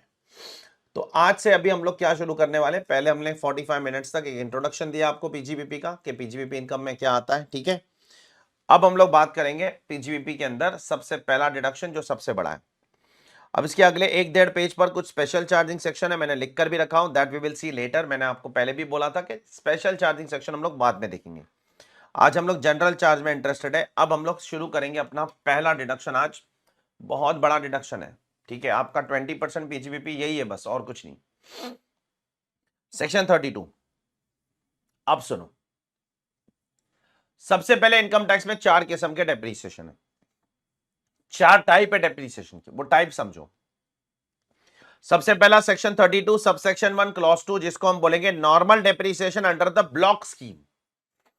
इनकम टैक्स में ब्लॉक ऑफ असेट का कॉन्सेप्ट आता है, ये इंटर में पढ़ा होगा, बट मैं कोई असम्पशन नहीं ले रहा हूं, आपको ये याद होगा वो याद होगा, ये सब मैं वापस से पढ़ाऊंगा सब कुछ भी असम्पशन नहीं लेने वाला हूं कि सी इंटर में आपने क्या पढ़ा था क्या नहीं पढ़ा था। मैक्सिमम चीजें तो आपने पढ़ी होगी, वो भूल ही गए होंगे वैसे भी, ठीक है। और बहुत सारी चीज गलत भी पढ़ी होगी, हो सकता है, तो वो सब रेक्टिफाई करना है मुझे, और वो याद ही दिलाना है मुझे जो भूल गए हो, ठीक है। तो don't worry, everything will be done from the scratch, एकदम स्क्रैच से करेंगे हम लोग। तो पहला डेप्रिसिएशन जो गवर्नमेंट ने दिया है वो कौन सा है, normal depreciation under the block scheme 32 subsection 1 clause 2। दूसरा वाला depreciation additional depreciation under the block scheme, section 32 subsection 1 clause 2 है। तीसरा वाला 32 subsection 1 clause 1 depreciation on SLM basis for power generating units, power generation वालों को एसएलएम डेप्रिसिएशन मिलता है। और चौथा terminal depreciation for power generating units. देखो अब आज हम लोग इन तीनों पे बात अभी फिलहाल तो नहीं कर रहे, फिलहाल हमारा पूरा फोकस इसी पे रहेगा। और आपका 95% डेप्रिसिएशन का डिस्कशन भी इसी पे टिका हुआ है, ठीक है। 95% इस पे टिका हुआ है, और ये तीनों मिलाकर 5% डिस्कशन होने वाला है।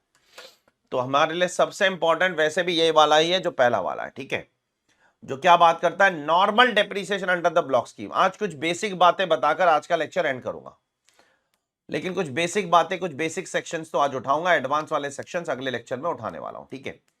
Normal depreciation under the block scheme का मतलब क्या है सर, देखो ब्लॉक स्कीम क्या होती है उस पर मैं बात करता हूं जस्ट 10 मिनट के अंदर। उससे पहले डेप्रीसिएशन क्लेम करने के आपके कुछ कंडीशन है वो आपको फुलफिल करने पड़ेंगे। सबसे पहले अगर किसी भी असेट पे मुझे डेप्रीसिएशन क्लेम करना है तो मुझे सबसे पहले उसका ओनर बनना बहुत जरूरी है। क्या बनना जरूरी है? ओनर। ओनरशिप के बगैर आपको डेप्रीसिएशन का डिडक्शन नहीं मिलेगा। सर ओनरशिप का मतलब क्या होता है? इनकम टैक्स लॉ में डिफाइंड नहीं है ओनरशिप, ठीक है, नहीं डिफाइंड है।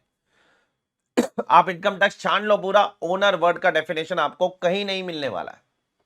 तो सर हम कैसे समझे फिर इनकम टैक्स? देखो इनकम टैक्स के अंदर टोटल 98 डेफिनेशन है बस। अगर आप सेक्शन 2 खोलोगे इनकम टैक्स का तो टोटल 98 डेफिनेशन है, उसके अलावा इनकम टैक्स में और कुछ नहीं है।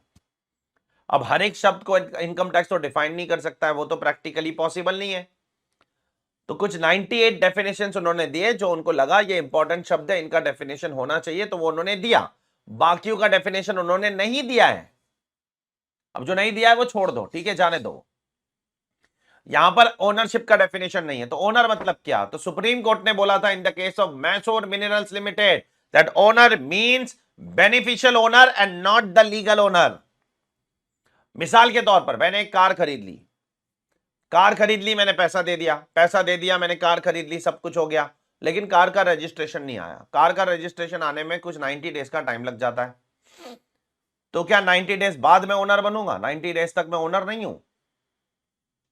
क्या आप पेपर कागजात देखकर ही पता लगाओगे कौन ओनर है कौन ओनर नहीं है? तो ऐसा नहीं है। कोर्ट ने बोला ओनर मींस बेनिफिशियल ओनर। आपने कार खरीद ली, कार आपकी हो गई, आप उसका बेनिफिट्स उठा रहे हो, आप ओनर हो। उसका रजिस्ट्रेशन टाइटल वाइटल फ्यूचर में होता रहेगा, वो सब फॉर्मेलिटी है, वो बाद में करना। यहां पर सब्सटेंस ओवर फॉर्म का कॉन्सेप्ट आपको फॉलो करना है, चेक कर लीजिए फटाक से, ठीक है। तो ओनर मींस आज के बाद पूछूंगा तो क्या बोलोगे? बेनिफिशियल ओनर, लीगल ओनर यहां पर नहीं कवर्ड है। क्लियर? उसी तरीके से दो इश्यूज उठेंगे कि अगर मैंने अपना कोई एसेट किसी को लीज पर दिया तो कौन डेप्रिसिएशन क्लेम करेगा? लीज पर। तो सीबीडीटी बोलता है लीज के केस में लेसर डेप्रिसिएशन क्लेम करेगा। लेसर मतलब देने वाला। सीबीडीटी का सर्कुलर है 2001 का 9/2001। इसका मतलब होता है 2009 का, ये 2001 का ये नवा सर्कुलर है। तो लीज ट्रांजैक्शन में लेसर डेप्रिसिएशन क्लेम करेगा, ठीक है sir. Now who will claim depreciation in case of hire purchase? Sir hire purchase के ट्रांजैक्शन में हायर परचेजर क्लेम करेगा। परचेजर, हायर परचेजर क्लेम करेगा। परचेजर मतलब सामने वाला बंदा डेप्रिसिएशन क्लेम करेगा। तो लीज में मैं क्लेम करूंगा, जो लीज पे दे रहा है, जो लीज पर दे रहा है वो क्लेम करेगा। हायर परचेज में जो ले रहा है वो डेप्रिसिएशन क्लेम करेगा। Are you clear? अब ये तो बहुत पुराना सर्कुलर है 1943 का। अब आपको एक डाउट आएगा, सर इनकम टैक्स एक्ट तो 1961 में आया, ये सर्कुलर 1943 का कैसे होता है? ये कैसे पॉसिबल है? ऐसा नहीं है। 1961 में इनकम टैक्स नहीं आया, इनकम टैक्स उससे पहले भी था। उसका नाम था the Indian income tax act 1922। आप जाकर गूगल करो, आपको पता चलेगा। तो इनकम टैक्स इंडिया में सबसे पहले 1860 में आया।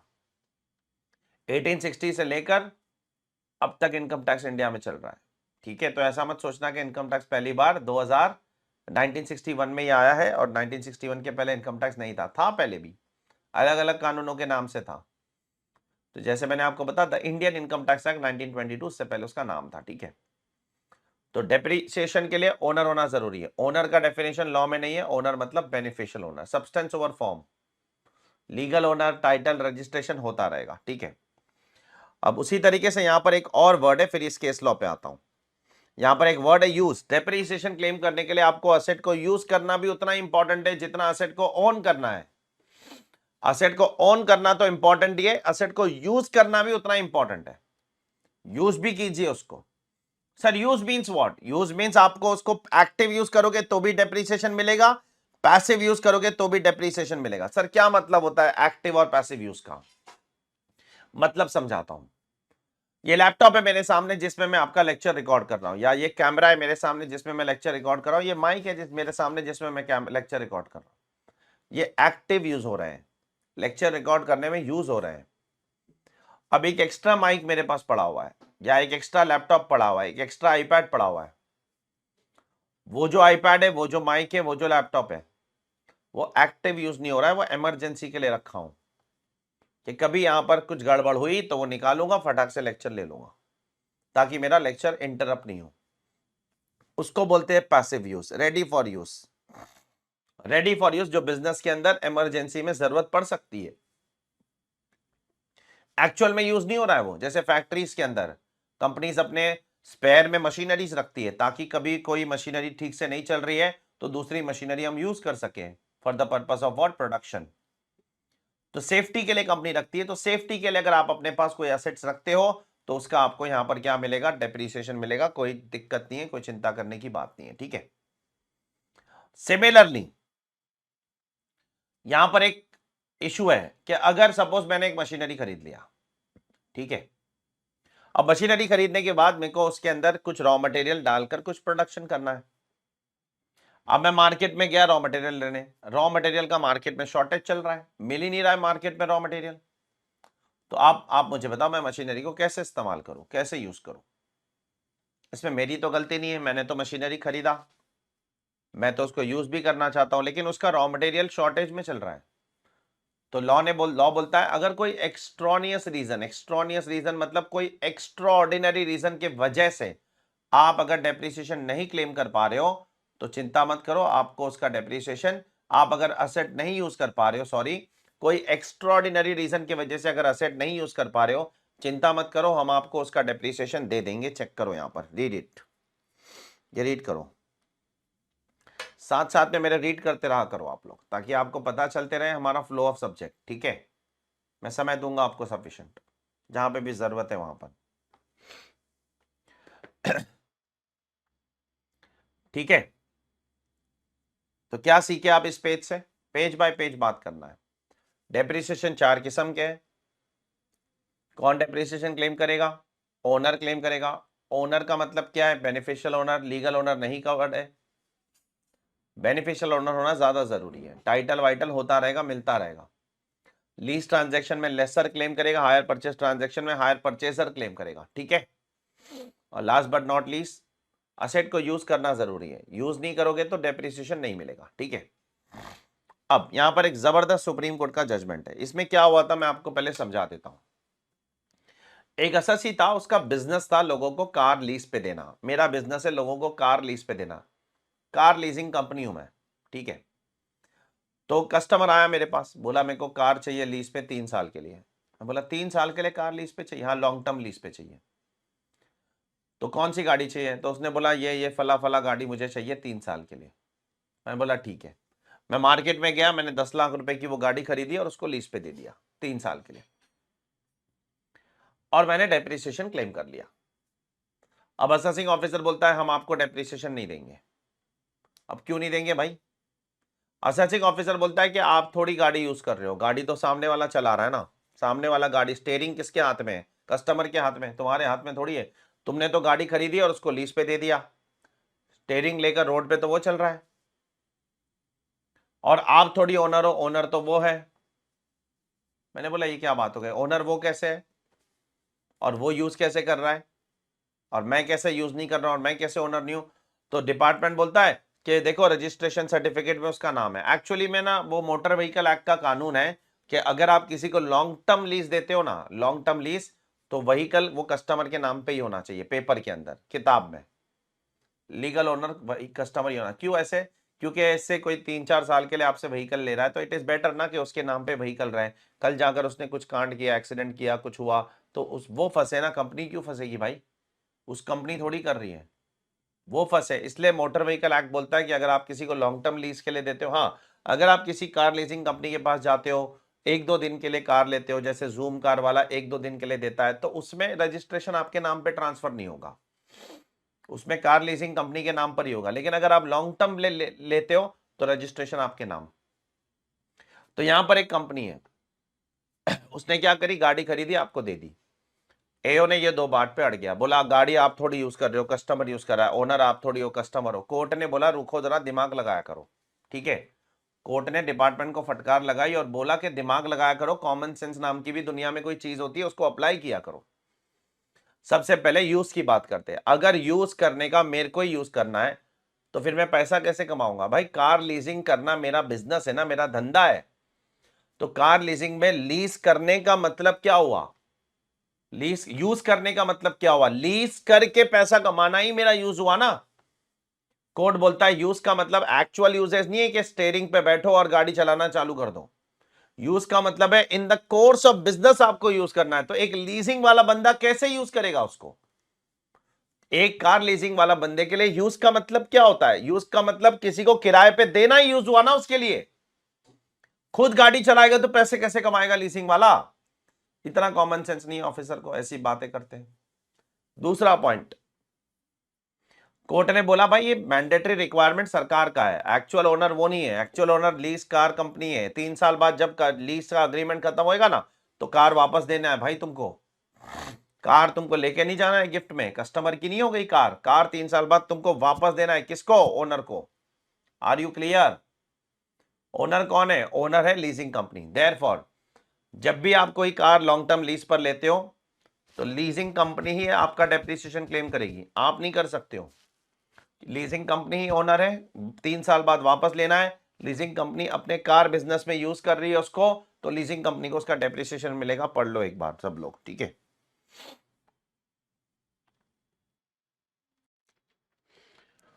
तो चलिए आगे बढ़ते towards the next part. Now this is very important discussion for all of us, बहुत इंपॉर्टेंट है। फिर से आते हैं यहां पर सेक्शन 32 सब सेक्शन 1 क्लॉज 2 क्या बोलता है? Normal depreciation under the block scheme.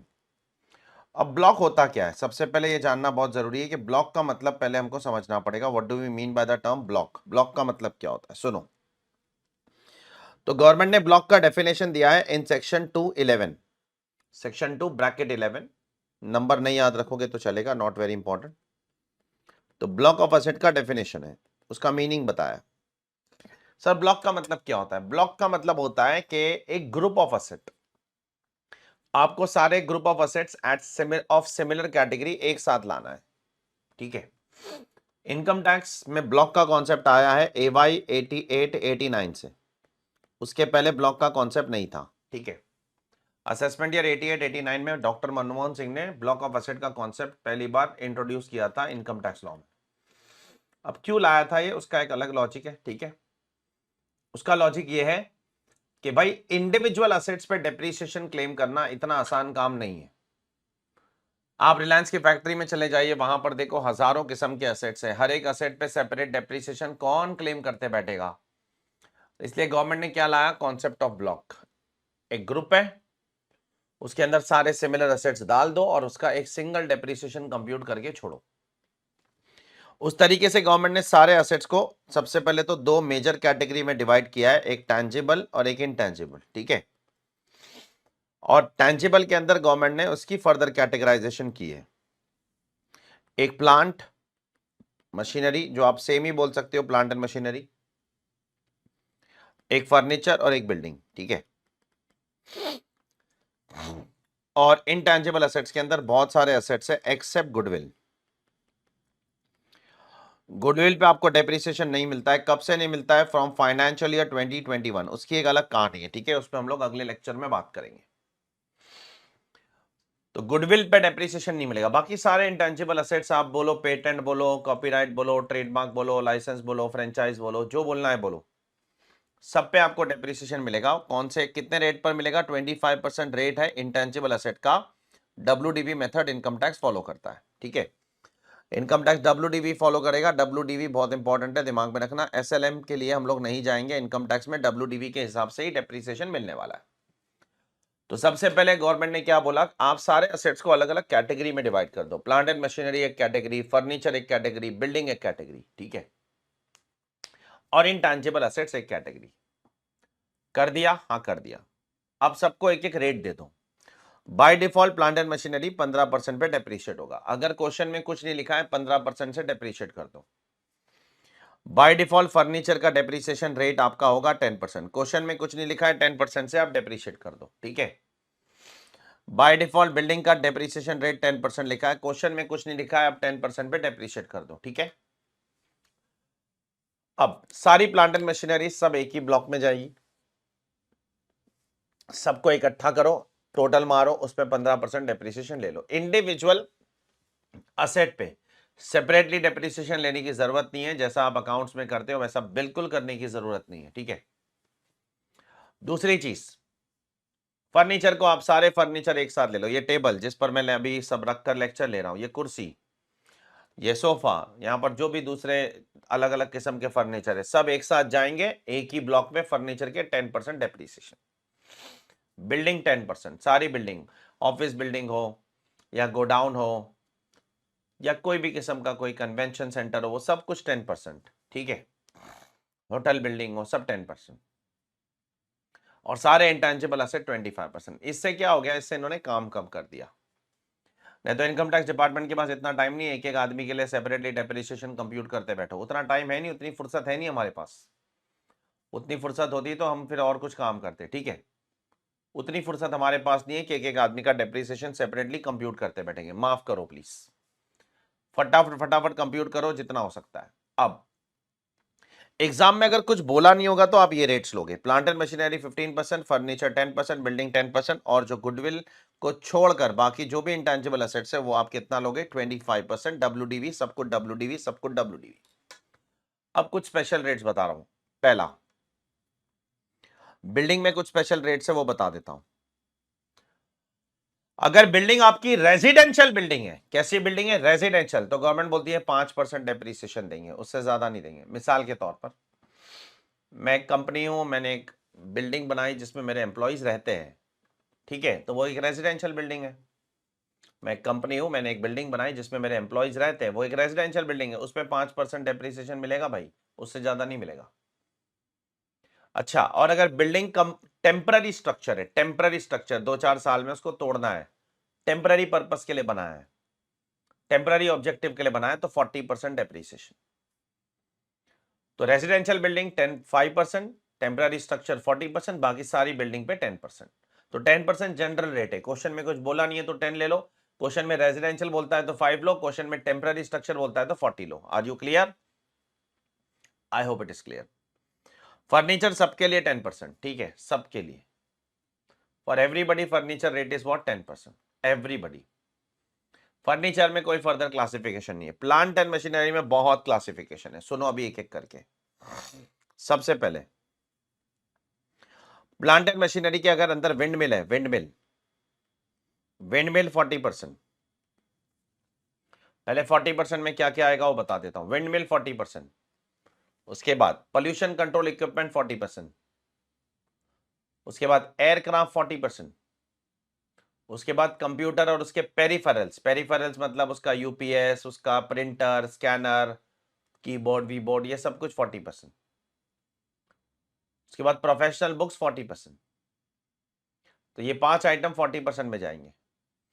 आगे पीछे करके कुछ भी बोल सकता हूं मैं। Computer 40%, windmill 40%, pollution control equipment 40%, aircraft 40%, और जो तुम्हारा प्रोफेशनल बुक्स है वो 40%, ठीक है। अब कुछ और असेट्स, एक इलेक्ट्रिक व्हीकल भी 40%, इलेक्ट्रिक व्हीकल, ईवी, ईवी है तो 40%। सर नॉर्मल व्हीकल, उस पर मैं आता हूं, ठीक है, उस पर मैं आता हूं। Sir aircraft, aircraft 40%। Sir ship का क्या होगा, शिप 20%। ये सब लिखा है हमारी किताब में, सब लिखा है, बताता हूं। शिप पे 20% डेप्रिसिएशन मिलेगा। सब डब्ल्यूडीवी के हिसाब से, यस, सब डब्ल्यूडीवी मेथड ही फॉलो करेंगे हम लोग। एसएलएम इनकम टैक्स में अलाउड नहीं है, ठीक है। एक केस में अलाउड है, वो एंड में जाकर देखेंगे। और पावर जनरेटिंग वालों के लिए, जैसे कि आपने चैप्टर के शुरुआत में भी देखा होगा, ठीक है सर। सर और कुछ सवाल पूछना है, पूछो। सर मोटर कार का क्या सीन है? मोटर कार का डेप्रिसिएशन रेट है 15%। अब इसमें मल्टीपल रेट्स हैं। पहला रेट 15%। बाय डिफॉल्ट अगर मैंने गाड़ी खरीदा बिजनेस के अंदर तो मुझे 15% का डेप्रिसिएशन मिलेगा। सेकंड, लेकिन अगर मेरा बिजनेस ही है of running the motor vehicle on hire, जैसे ओला उबर वाले लोग का बिजनेस ही क्या है, गाड़ी चलाना, तो उनको 15 + 15 30%, ठीक है। अगर आपका बिजनेस ही गाड़ी चलाना है, टूर्स एंड ट्रैवल का बिजनेस एक्सेट्रा है, तो 30%, ठीक है। अब इसमें एक ट्विस्ट है। अगर आपने 23 अगस्त 2019 से लेकर, ये बहुत ध्यान से सुनना, 31 मार्च 2020 के बीच में अगर motor car, motor vehicle purchase किया है और यूज किया है इस पीरियड के बीच में, तो ये जो भी रेट है उसमें 15% एक्स्ट्रा मिलेगा आपको, ठीक है, मतलब 15 will become 30 and 30 will become 45. Is it clear to all of you? तो 15 will become 30 and 30 will become 45. बहुत ज्यादा ध्यान से सुनना मेरी बात, ये बहुत इंपॉर्टेंट एडजस्टमेंट एग्जाम के लिए। क्यों किया था सर? तभी क्या था, वो 2019 में ना थोड़ा सा ना कार सेक्टर के अंदर, ऑटोमोबाइल सेक्टर में थोड़ी मंदी आ गई थी, रिसेशन आ गया था। तो उसको बढ़ावा देने के लिए गवर्नमेंट ने क्या किया था, लोगों को बोला आप गाड़ियां खरीदो यार, क्या कर रहे हो, गाड़ियां खरीदो, हम आपको 15% एक्स्ट्रा डेप्रीसिएशन देंगे। तो उस लालच में बहुत से लोगों ने गाड़ियां खरीदी फिर, क्योंकि 15% एक्स्ट्रा डेप्रीसिएशन मिल रहा है। स्पेशली अगर कोई महंगी गाड़ी है, एक्सपेंसिव गाड़ी है, 1-1 करोड़ वाली गाड़ियां हैं, ठीक है, तो फिर उस पर तो 15% बहुत बड़ा अमाउंट होता है, ठीक है। तो बाय डिफॉल्ट अगर कुछ नहीं बोलेगा तो मोटर कार पे कितना लोगे? 15%। अगर ऐसा बोलेगा motor car is use in the business of running on hire, आपका काम ही मोटर कार चलाना है, तो 30%।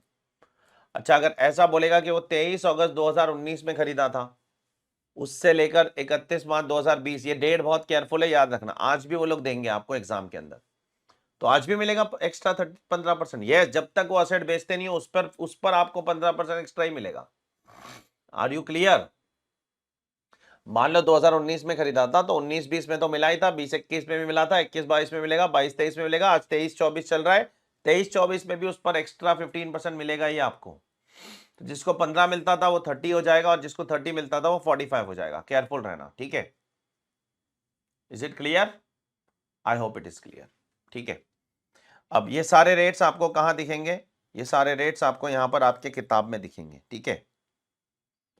अब अपनी किताब में आ जाओ, यहां पर residential building 5%, temporary structure 40%, motor car 15%, if it is use in the business of running them on hire then 30%। अगर मोटर कार इस पीरियड से इस पीरियड के बीच में परचेज और यूज किया है तो 15% से बढ़ जाएगा, ठीक है। Electric vehicle 40%, computer including computer software and it's peripheral means उसका यूपीएस, प्रिंटर विंटर, वो सब 40%। इसके ब्रैकेट में कुछ लिखा है, वो हम लोग आगे जाकर देखेंगे, वो इंटरलिंकिंग है सब्जेक्ट की। सब मोबाइल फोन पे 15% डेप्रिसिएशन मिलेगा, ईपीबीएक्स पे 15% मिलेगा। सर ईपीबीएक्स क्या होता है? सर ईपीबीएक्स वो होता है जो कंपनीज के अंदर इंटरकॉम सिस्टम होते हैं ना, कंपनीज के अंदर फोन कॉल करने का, एक जगह से दूसरे जगह, एक आदमी दूसरे से बात करना है, रिसेप्शन पे बात करना है, कॉल आया किसी का, तो कंपनी ट्रांसफर करती है ना कॉल एक जगह से दूसरे जगह, उसको बोलते हैं ईपीबीएक्स, ठीक है। उसके बाद windmill, professional book, aircraft, pollution control equipment, ये सब 40%, ठीक है। ये सब कुछ 40% में चला जाएगा, ठीक है। और यहां पर आपका शिप्स भी कितने पे चला जाएगा? 40% पे, क्लियर है। और आपका electric vehicle ship 20%, sorry, electric vehicle आपका 40%। तो ये आपके डेप्रिसिएशन के अलग अलग रेट्स दिए गए, ठीक है। अब ये रेट्स याद रखने पड़ेंगे, यस डेफिनेटली याद रखना पड़ेगा। उसमें ये मोटर व्हीकल वाला तो भाई बहुत ही इंपॉर्टेंट है, और ये कंप्यूटर वाला भी बड़ा इंपॉर्टेंट है। ये दो ये लोग ज्यादा पूछते रहते हैं, ठीक है, एग्जाम के अंदर। अब सुनो जरा अगला पॉइंट। सर इनकम टैक्स में कुछ डेप्रीसिएशन का कुछ ऐसा हाफ हो जाता है, वो भी सुना है हमने। यस यस यस, हाफ हो जाता है। अगर आप असेट को परचेज करते हो, ठीक है, असेट परचेज किया और उसके बाद उसको यूज किया फॉर लेस देन 180 डेज, तो आपका जो रेट है वो रेट क्या हो जाएगा? रेट हो जाएगा हाफ, ठीक है। बट इसके अंदर एक बहुत बारीक पॉइंट है जो आपको शायद नहीं पता होगा। ये सबको पता होगा कि रेट हाफ हो जाता है 180 दिन से कम यूज करेंगे तो, ये सबको पता होता है, लेकिन ये पॉइंट किसी को नहीं पता होगा। मान लो अगर मैंने 23-24 में एक असेट खरीदा, ठीक है, असेट परचेस किया, क्या परचेस किया? फर्नीचर परचेस किया, ठीक है, 10 लाख रुपए का फर्नीचर परचेस किया, ठीक है, और इस साल में कुछ यूज नहीं किया, नॉट यूज्ड, उसको यूज डायरेक्टली अगले साल में किया 24-25 में, ठीक है, 24-25 में उसको यूज किया। कभी यूज किया? एकदम एंड में यूज किया, 15 मार्च 2025, मतलब 24-25 के एकदम एंड में यूज किया, ठीक है। सुनो अभी, अब मैंने असेट परचेस कर लिया, हाँ परचेस कर लिया, उसके बाद यूज कब किया? अगले साल के एकदम एंड में यूज किया, ठीक है। तो अब पहला सवाल ये उठेगा, यहां पर बीच में एक दीवार बना देता हूं, ठीक है। दीवार क्यों बना रहा हूं? 2 साल की बात करना है इसलिए। क्या पहले साल में डेप्रिसिएशन मिलेगा? नहीं मिलेगा। क्यों नहीं मिलेगा? क्योंकि यूज नहीं किया, तो कैसे मिलेगा? यूज करना एक इंपॉर्टेंट क्राइटेरिया है। अच्छा, अगले साल में डेप्रिसिएशन मिलेगा? हाँ, डेप्रिसिएशन तो मिलेगा, ये सवाल तो पक्का है, इसमें किसी को डाउट नहीं होगा, क्योंकि अब आपने यूज कर दिया तो आपको डेप्रिसिएशन लेने से कोई नहीं रोक सकता है। सवाल ये नहीं है, सवाल ये है कि कितना मिलेगा। अब अगर मैं आपसे सवाल पूछूं ना तो 90% स्टूडेंट बोलेंगे पूरा ही मिलेगा सर, 10% और क्या। ठीक है, सॉरी, हाफ मिलेगा सर, हाफ मिलेगा, क्योंकि आपने 15 मार्च से यूज किया। 15 मार्च से 31 मार्च के बीच में कितना, 16-17 दिन का टाइम है, 15-16-17 दिन। आपने लेस देन 180 डेज यूज किया। मैक्सिमम बच्चे बोलेंगे 5%, गलत आंसर है। अब आपको पूरा 10% डेप्रिसिएशन मिलेगा। ऐसा क्यों सर, ऐसा क्यों, मैं बताता हूं। क्योंकि ये जो 50% वाला प्रोविजन है ना, ये सिर्फ ईयर ऑफ परचेज के लिए एप्लीकेबल है, ये सब्सिक्वेंट ईयर के लिए एप्लीकेबल नहीं है। ठीक है, मिसाल के तौर पर अगर मैंने करंट ईयर में खरीदा और करंट ईयर में ही मैंने 180 डेज से कम यूज किया तो हाफ होएगा।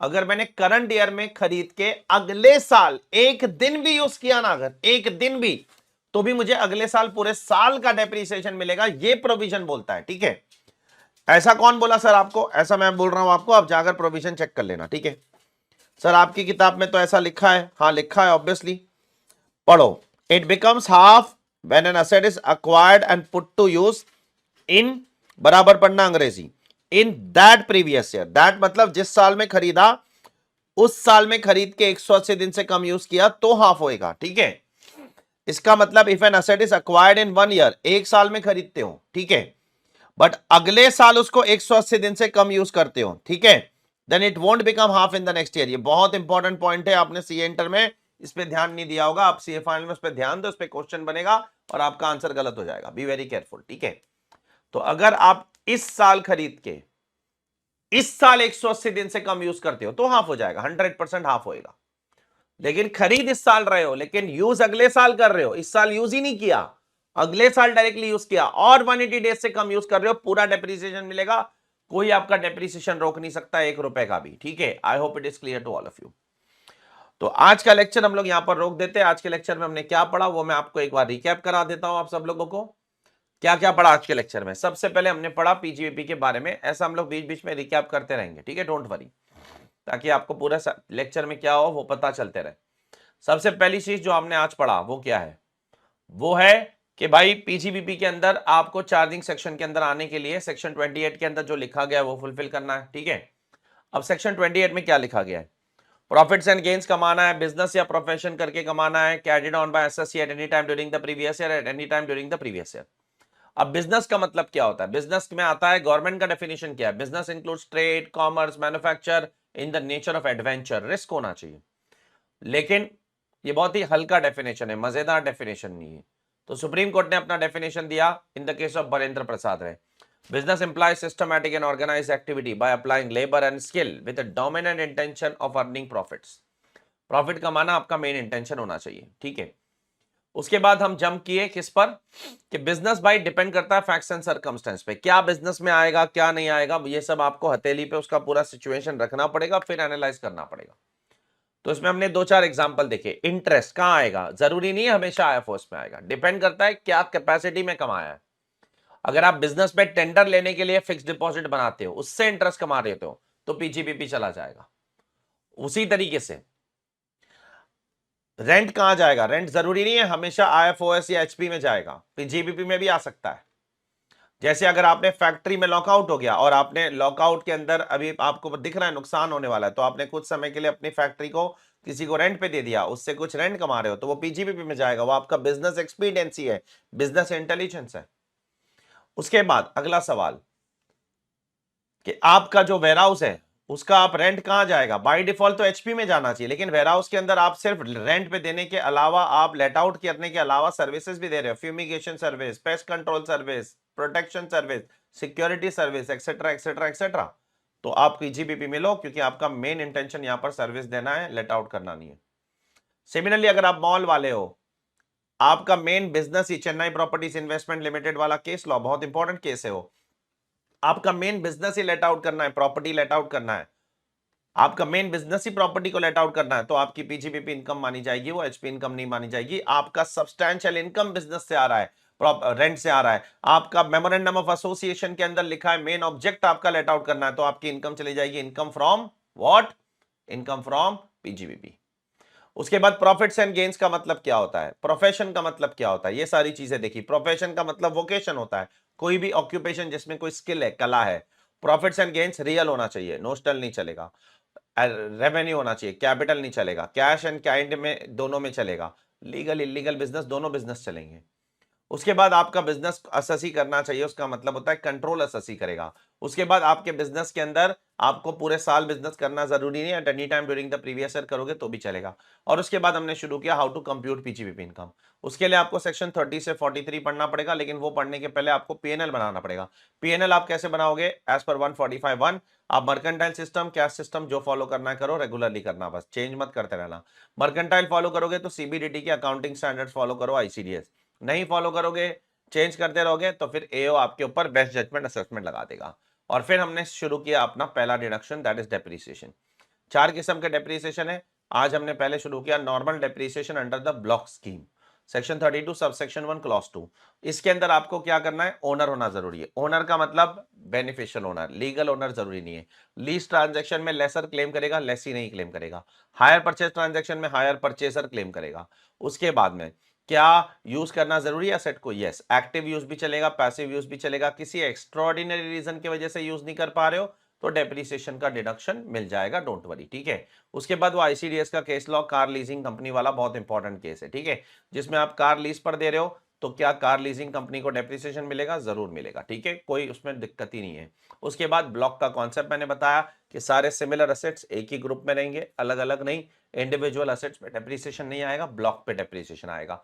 और उसके बाद हमने देखा क्या अलग अलग रेट्स। बाय डिफॉल्ट रेट्स क्या है, plant and machinery 15%, building 10%, furniture 10% और इंटेंजिबल एसेट जिसमें गुडविल नहीं आएगा, बी वेरी केयरफुल, क्यों नहीं आएगा वो कल देखेंगे।